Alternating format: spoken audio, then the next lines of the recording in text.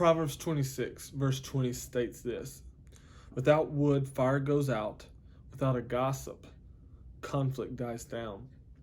Now, we probably know someone who has been labeled as a gossip, or maybe even yourself has been a part of conversation that has turned to gossip, or you've even spread gossip yourself intentionally. And I think that's one of the things, especially as teenagers, even in the world of adults as well, gossip is one of those things that really begins to bring forth conflict. It raises strife, it raises anger, it raises dissentment towards someone else. It brings forth attitudes that are disrespectful towards other people. Whether you're receiving the other end of the gossip, where you're listening to it, or whether you're giving it, you're in the wrong.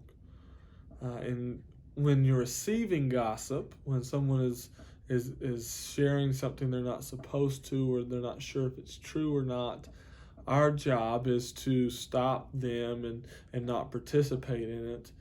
While sharing the gossip, we shouldn't be participating in that, period. But oftentimes it's easier for us to say things about others that may not be true, or share things that we necessarily should not share, just to have a conversation.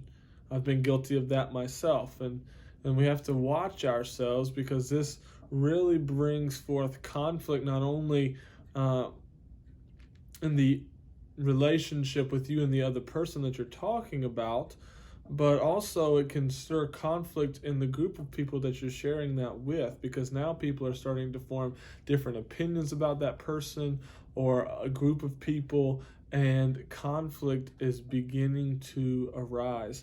But here's the thing: without gossip, without that gossip, conflict dies down. And it's the same thing with a fire. The perfect illustration there: if you take the fire away, if you take the wood away from the fire, there's no more fire. It's going to go away. It dies down. The same thing with gossip. If you take gossip out, then conflict will begin to die down. Maybe your life is full of conflict. Maybe there's a lot of things that are going on, a lot of turmoil, a lot of chaos.